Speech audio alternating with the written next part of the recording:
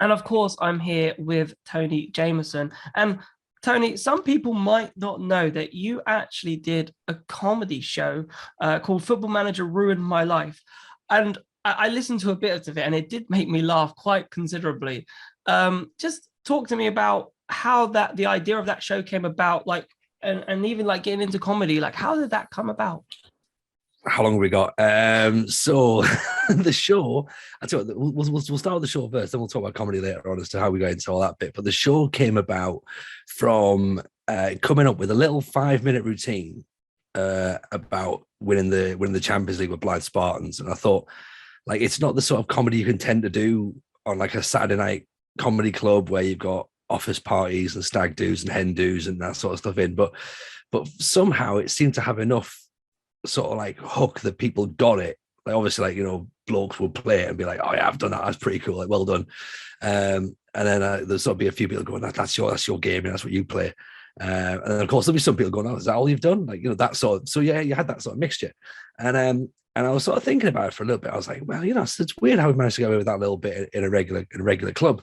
And then I got booked, and apologies for the name drop, but I got booked to do some sort of warm-up shows with Kevin Bridges. And Kev's a big Football Manager player. I did that little bit of the story at the show, and he said, oh, there's these guys at Backpage Press writing a book called Football Manager Stole My Life. He said, oh, get in touch with them, give them the story, they'll put it in the book. So that ended up in the book.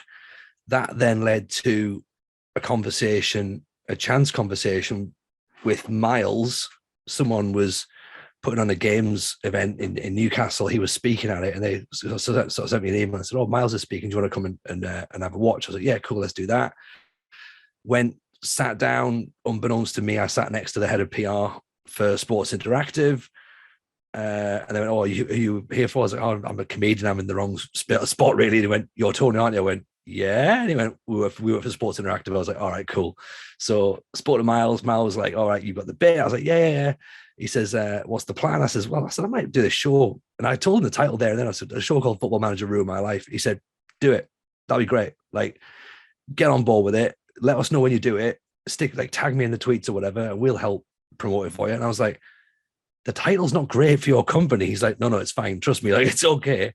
And then, yeah, we started booking a few venues in. So we did one in Glasgow, did one in Leicester.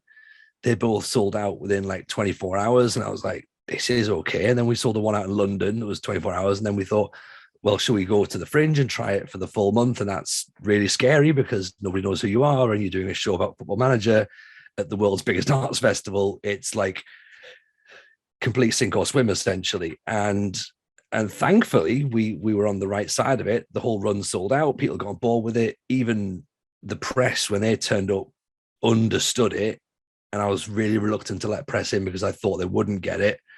And they'd be going, oh, unless you like Football Manager, you won't like the show. They got that, yes, it's about Football Manager, but it's about more than that as well.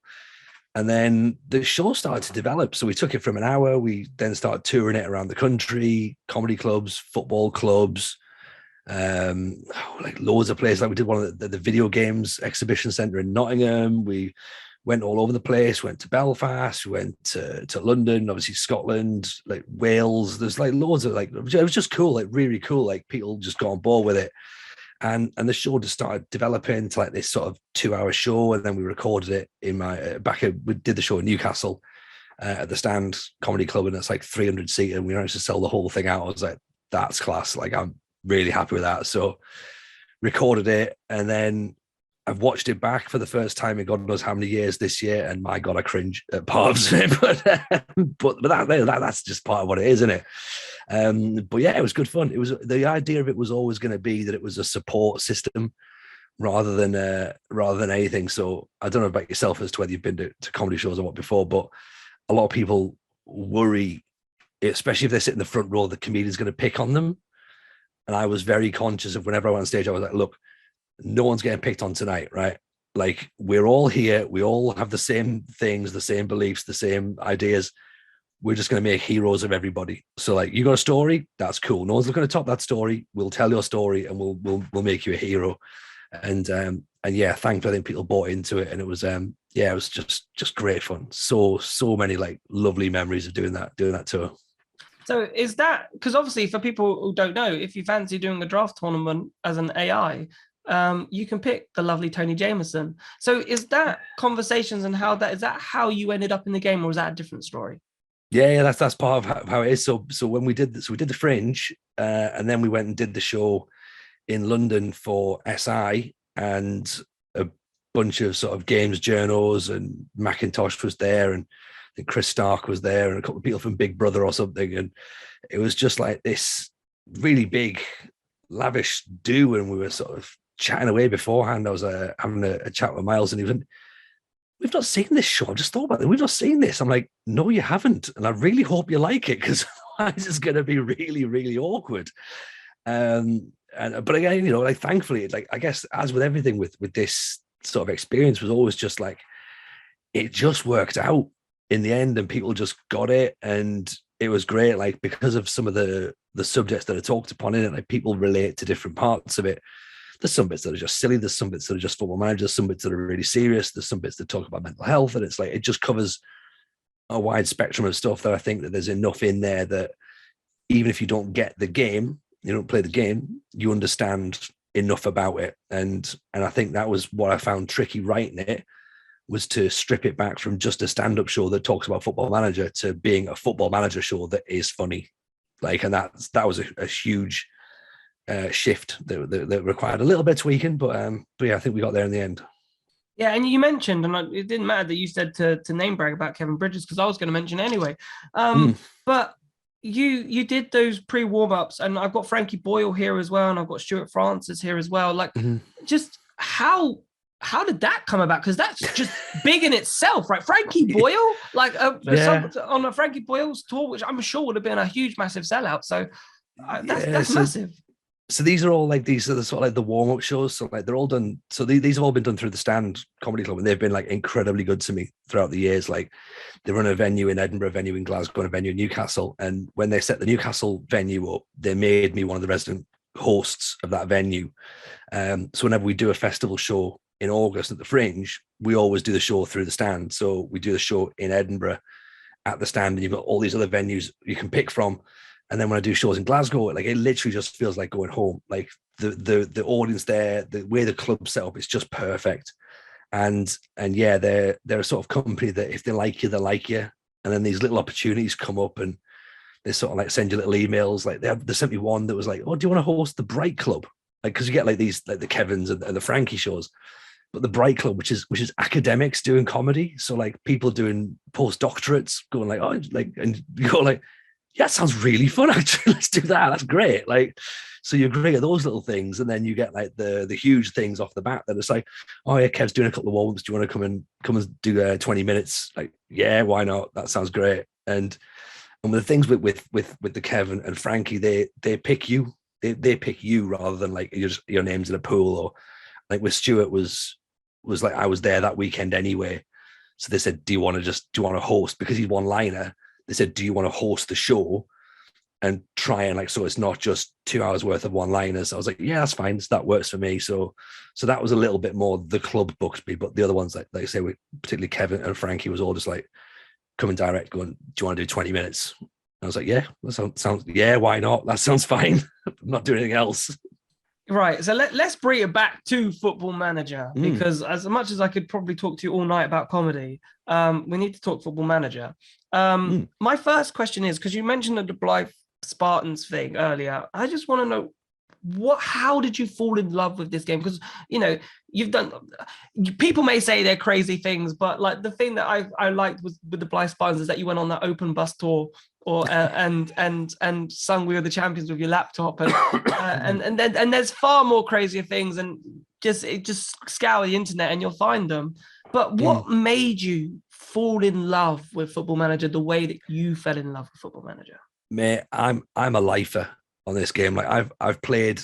I'm one of the OGs. I've played from the very, very beginning. So that's the thing. That's what's got me into it. Like I got into the game. So 92, 93, when the first game came out, I was 12. Like, so I'm already hooked on video games. I'm already hooked on football.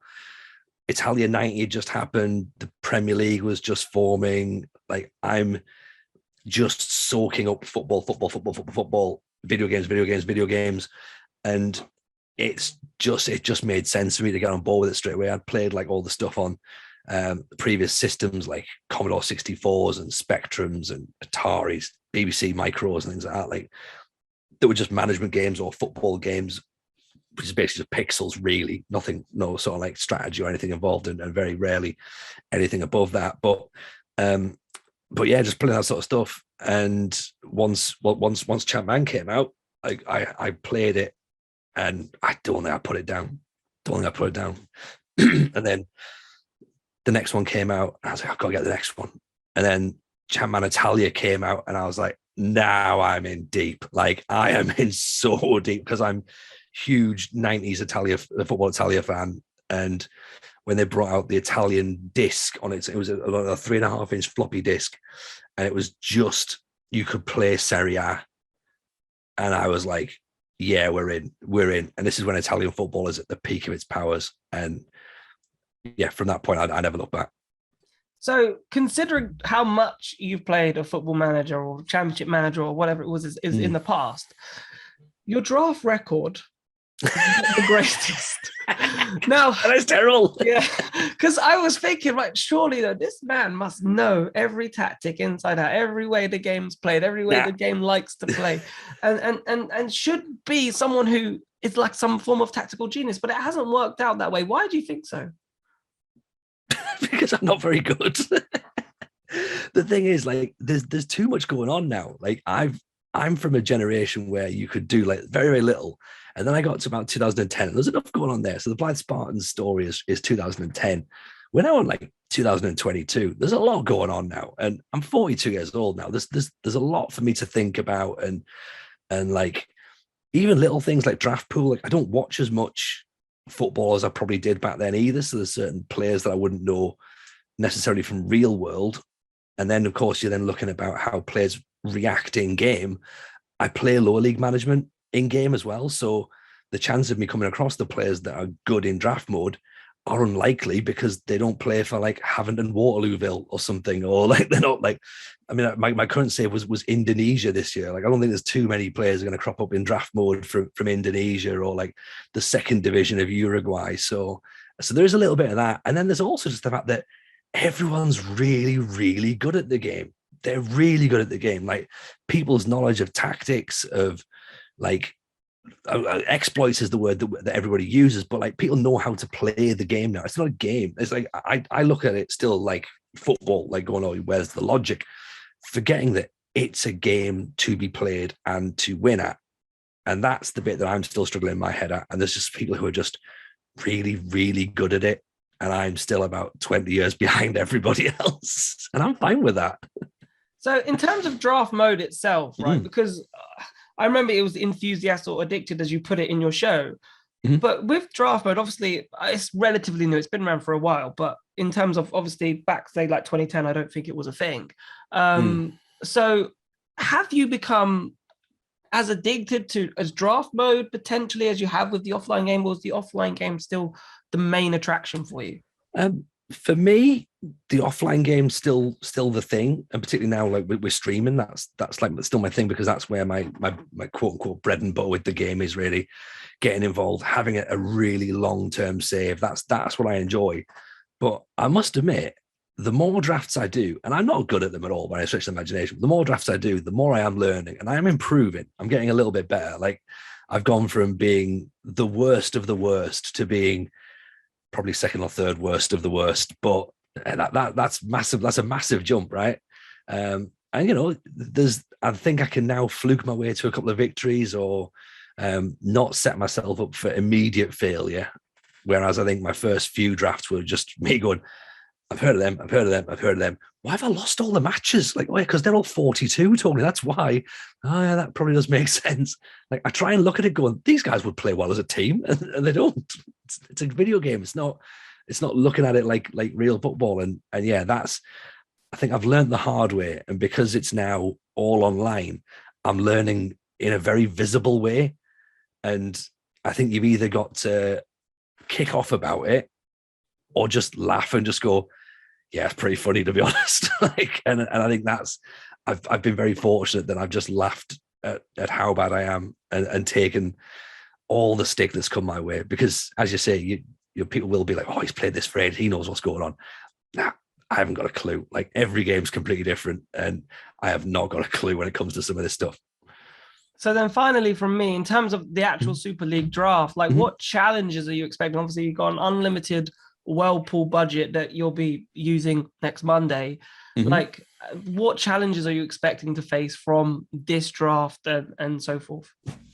Um, I guess the usual challenges that you're always going to get, like you'll have your shortlist, you'll have your picks, you'll have your secret pick. The thing is, there's not so many secret picks anymore now because there's that many drafts going around that everyone knows the really good players to get, and they know the ones who are the hidden gems. So it's now coming down to tactics. And I think from what I've learned in my experience of drafting, it's as long as you know your tactics inside out, you've got half a fighting chance. The players are absolutely going to be the extra thing. They're going to make the difference on game day, but you can have all the players in the world.